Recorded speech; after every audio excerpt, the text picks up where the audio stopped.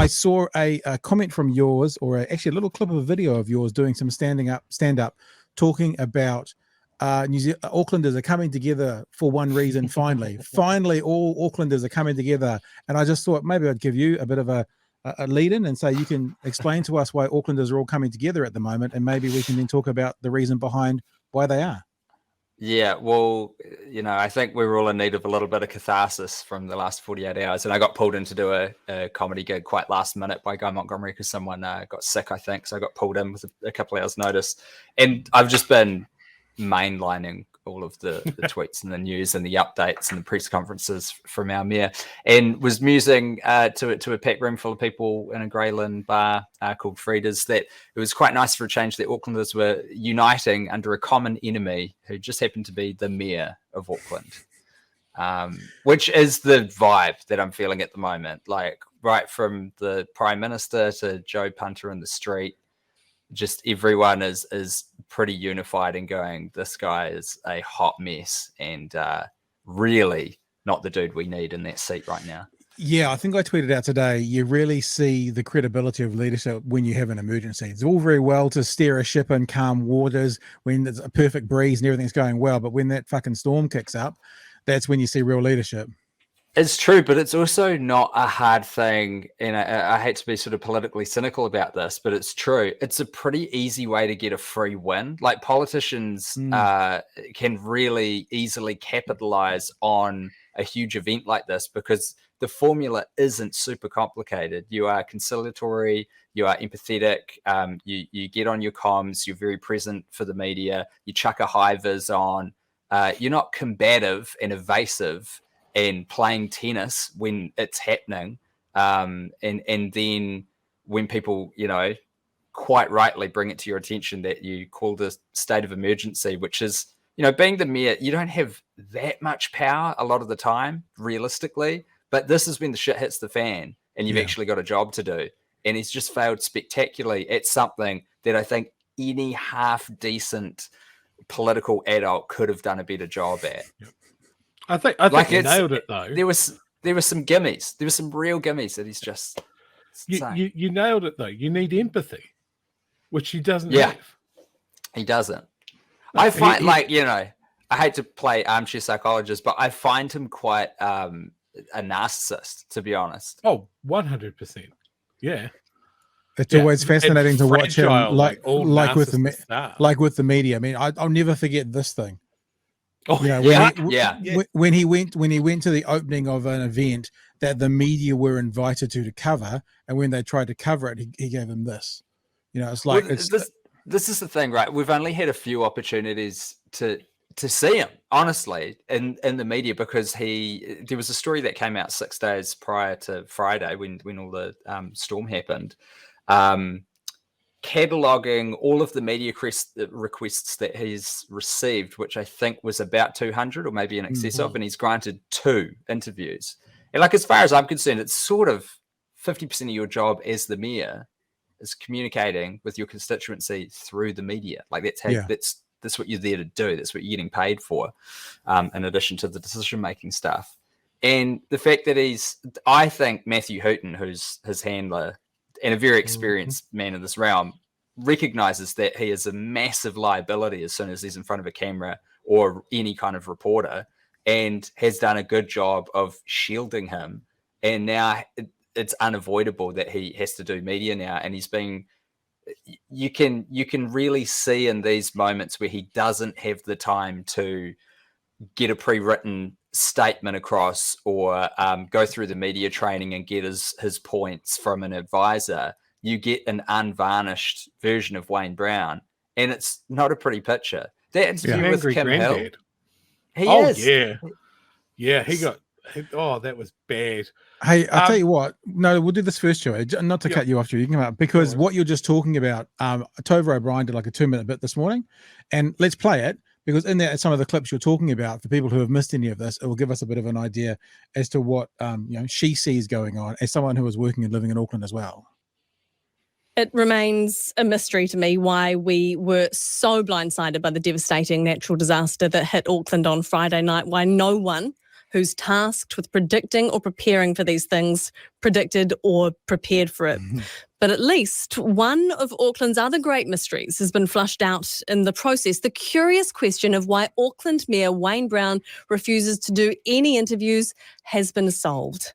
It's because he is exceptionally useless. It's no wonder the communication strategy to manage the new mayor has been to basically lock him up in a cupboard and hope that he doesn't talk to anyone. I received a flurry of messages over the weekend from friends of all political stripes from all over the country every time Wayne Brown opened his mouth. Here is a small sample. Holy shit, did you see that presser? Did that just actually happen? Said one. What an effing train wreck, said another. From an Auckland friend, he's like an old man who got woken up in the night and is grumpy about it. Conversely, another said he's like a petulant teenage boy arguing with everyone with nothing to back it up. And I think this one sums it up perfectly. Unbelievable. Just utterly unbelievable how bad he was. And they're all right. Wayne Brown is a liability. It might have been funny. It might have even been piteous if it wasn't so damn serious. Leaving aside for a minute the fact that he failed to act and his dereliction of duty put lives at risk, what was up with that defensiveness?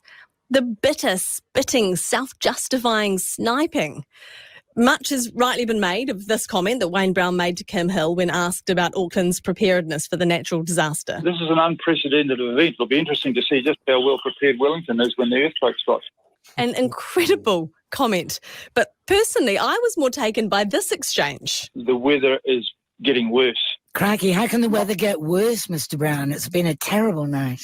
Well, it's carrying on. I don't know how the weather can get worse. I don't ask it. What the actual? Who says that? It turns out the Mayor of Auckland does, the steward of the country's biggest city. I just hope it takes Wayne Brown less time to draft his resignation letter than it took him to declare a state of emergency. There you go. Now, Chewy, I cut you off, but there's kind of echoing what you're saying, Tim, about the performance once he's in front of the media. Chewy, what were you going to say, brother? Oh, I was just going like, when you talk about disasters and stuff like that being an easy gimme, for me, the Rex said it here in the chat. Bob Parker was the prototype for this type of situation. He was not a great mayor of Christchurch, but Jesus, when the shit hit the fan, he was exactly what they needed. Yeah. And Auckland doesn't even have half of that. They don't even have him being a good mayor, and he's just fumbled this one. He just hasn't been there, and then he's dropped the big pot of chili the first opportunity he's got. Well, I think people also forget this isn't his first time of being mayor. He was mayor of the far north in Whangarei district. And what I noticed, because I full disclosure, I was did a fundraiser and did a bit of light campaigning for Feso Collins, who was his opponent for the mayoral race. And what I noticed when I started tuning in is if you heard from anyone up north who had been in the district while he was mayor, everyone hated him. And he was involved in some pretty weird court cases, which I don't know all the details of, so I guess I shouldn't get into on your show and throw you under the you two dudes under the bus with litigious action that'll be pending, I'm sure. But people should look that up, because all that to say, the clues were there, the experience was there. This wasn't a brand new thing. If you actually asked the people who were in the district while he was mayor, it was known that he was useless and maybe even worse than that.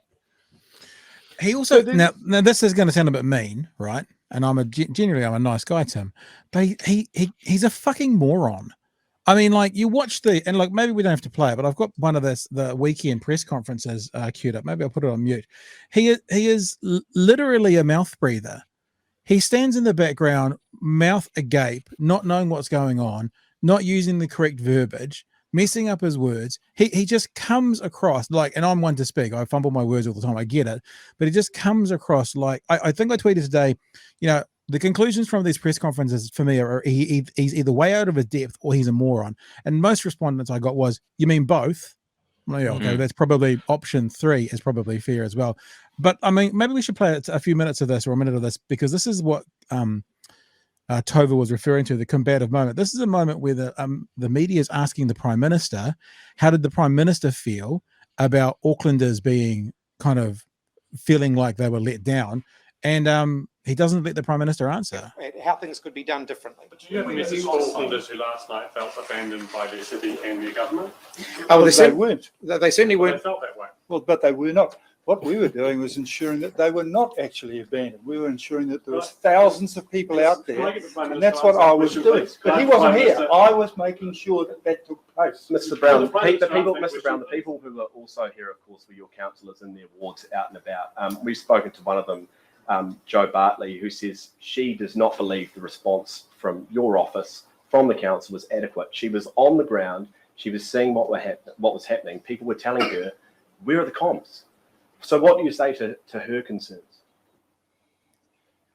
Shane Henderson, who's the councillor of this, was the first person to be on site in the street that we were at before, actually. And he immediately rang me. And so that we had, and that was useful communication. That's communicating so that we know what was going on the ground. One or two of our councillors chose to communicate, but there's no sense communicating things which are just your view. You have to communicate facts, and the facts were coming from these people here. And So there's an interesting point before I cut out of the video. There's a really interesting thing he said there, right? And I'll just repeat what he said. He said this, and I wrote it down. There's no sense communicating things which are just your view. You have to communicate facts. And I typically agree with that. The only problem with that is several weeks earlier, he seemed pretty happy defending his actions by saying, well, it's just my opinion. when I spoke previously about airport capital raisings, I was only assuming or guessing there would be one. I don't know any specific knowledge that there will be one. So Now, when he was talking about, yep, go. If I can tag in there, Pat, I just want people to put a highlighter under this. That particular incident that he's talking about caused a publicly traded stock to have to halt trading because of a fumble that he had out loud in a council meeting, which was public. He said something that he shouldn't have, and they had to halt a publicly traded stock. That the mayor did that. Like, what the hell? And then his defense was, well, it's just my opinion. And the point I'm making it now, when councillors are giving their opinions, his defense again is, well, you got to always use the facts. So, and I know that this happens in politics. You will tell whatever narrative you want, but I want people to see it as well as understand that's how politics works. Yeah, I think you will have a pretty easy time if you're looking for hypocritical sort of commentary that you can string together, even in the limited sort of media exposure that the dude's had, because he grasps for anything. Like, it's really sad, and he's not going anywhere. Like, you can tell.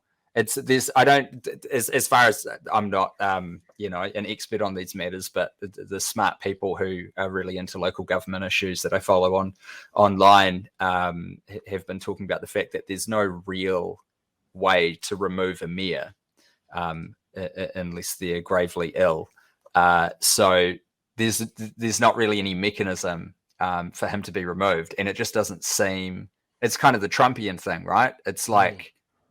It doesn't matter what the facts are, what reality is, or what everyone in the world is telling him, which is right now, you are not capable of doing this job in a really tough time where we need someone capable in there. It'll brush past him. He's like the walking personification of the trope of like a stale white boomer male. Like he's the living embodiment of everyone on the left stereotype of a guy who's failed up, Yeah. I mean, is this now finally time that we stop electing 75-year-old dudes to make decisions in a world that they no longer understand? I think it is worthwhile trying to point this event and this conversation in a direction of going, hey, how do we fix the low voter turnout in local elections? Because that's what's delivered this. Yeah, Property owners mobilize and they communicate and they can rally around a candidate. And we saw it here there was a lot of candidates in the mayoral election. And I was hoping that all of them would stay in until the last bit, because on the right, they were totally splitting the vote. There was a bunch of them. and Efeso Collins, I was hoping could just kind of like come up the side and have a somewhat unified left and centre left voting constituent, but it didn't pan out that way because they did all get out eventually, and it coalesced around Wayne Brown. And as I say, because they have resources, it's property owners is what it is. They've got money, they use it, they come together, they make sure that their person gets in, and they make sure that they, don't raise rates. I can't believe that no one's kind of bringing up the fact that this is a guy who ran on making sure that rates would either, stay the same with inflation or go down. This is what rates pay for, guys. Infrastructure, to make sure that the stormwater in an event like this can go back out to the ocean in a way where it's not destroying houses. I know. Well, I heard a fantastic. Oh, sorry, Joe, you go. I was just saying, this is something we've talked about on this show heaps of, like, not wanting rates to go up, but also being anti Three Waters. And then this is like the perfect example. It's just coalesced around this one thing. Yeah. I heard a particular right-wing commentator today, not that they're really a commentator, more of a broadcaster, going on and on and on and on and on, basically giving him a pass when they've spent the past 2 years basically, pitchforks after Jacinda Ardern sort of thing. And now they're complaining that people have pitchforks after Wayne Brown. And this fucking moron of a commentator was talking about, infrastructure, and we got to get the infrastructure sorted out. And there's not the infrastructure for the number of houses. And he's just spent the past 18 months rallying against Three Waters. I'm just like, there is a solution to fixing up the infrastructure. And what the government put forward was Three Waters. And now everyone's made that such a kind of has demonized it. Look, the communication of Three Waters has been terrible. The ideas behind it are great and sound, right? But this person who's been rallying against Three Waters forevermore is now going, how do we fix our infrastructure? It's like, dude, exactly. We did this the other day, Tim, we were talking about Chris Hipkins. It's going to stick one day soon, hopefully before the election. Chris Hipkins had one very good line on the AM show the other day when he was talking about all the teachers going to Australia. And he went, yeah, because they pay them more. Do you know why? Because they pay more tax. So, and I'm like, that's a really strong message. It's like, taxes go up, keep your teachers, keep your nurses. And I'm just like, who do we know that we can get a copy of this show to point out to Chris Hipkins, there's your strength. Taxes go up, taxes stay up, nurses stay, right? Yeah. And that's the same sort of thing about rates and infrastructure. Absolutely. My wife's a GP, and so I've kind of had a front row seat to all the stuff that's, been happening in the primary healthcare system. And the amount that we pay nurses in this country is like criminal. It's crazy. And it's no wonder that we can't attract them and keep them here. Like, it really isn't. Yeah. My sister's a nurse, and it's infuriating. It's nuts. What part of the country does she live in, Chewy? She's here in Dunedin. She works at the Oti-poti. Good for her. Like, because you get sort of these things are kind of, they seem disparate, but they're kind of politically related, or they all come under a similar umbrella, where you have these insane property prices because there's this entrenched belief in New Zealand that the government is there to protect the price of your house. Like, that's the role. I'll never forget it, but watching the leaders debate, and I think it was actually before Jacinda came in. I think it was, so what was that, 2017? But it might have been the 2021. I can't remember. But Jacinda Ardern, in fact, sorry, it was 2020. Jacinda Ardern saying on the debate stage, like, it's the job of the Prime Minister to make sure property prices don't go down. And I was like, wait, what? Like, we've got this centralized communist system for this one specific asset class in New Zealand, which just so happens to not be taxed, no matter how much it goes up in value. And like, these things aren't as unrelated as people think. And there's been a very, successful project by people with money to sort of insert ideas through the media. Trickle-down economics is a great example. You can't have your cake and eat it too. There are consequences for paying less tax. Yeah. There are consequences for underfunding your public infrastructure and locking rates and demonizing anyone who might even suggest that rates might need to go up to pay for some essential infrastructure problems. Look at Wellington. Look at shit coming out of like the central city, just under the ground. Oh, it rains, the harbour smells delightful. Yeah. It shouldn't be the case. I mean, ratepayers groups are just, oh, Jesus. If only a fire. They wouldn't be able to get out. I understand. Speaking of, you said earlier about voter turnout. I think 181,000 people voted for Wayne Brown. I saw that on Twitter today. So that's close to only 10%. It's probably 12% of the total population of Auckland, because it's about 1.5, 1.6 million. So it's something like that. Less than 15%, more than 10% of the population put him in. Speaking of that, though, as well, Tim, Efeso Collins is joining us tomorrow night. So we'll have him on here and have a chat about stuff as well. We've been talking today. So, yeah. So I didn't realize you were involved in his helping him out somewhat. But yeah, I've actually not met him ever, but I put together a fundraiser for him, which I was a close contact of a person with COVID, so I had to stay home, unfortunately. But yeah, did a little bit of work for the campaign. It's very good. Well, is there anything else you want to cover off on, Tim, before we head off? I mean, me and Chewy are going to talk about polls in a second, and they're for some reason thinking that these polls have some validity 3 seconds after. there's two little things in there that I think should be quite concerning for national, but we'll get to that. Anything you want to jump in on before we sign off on the mouth breathing mayor? Nah, man. I feel like it's been a tirade of 28 minutes of hate. So I would invite people to, well, actually, let me say this to take the stinger out of it. It has been amazing watching the community action and people's generosity of spirit and tenacity and coming together, and just the community spirit from so many people helping each other through this thing. There are examples of it everywhere you look.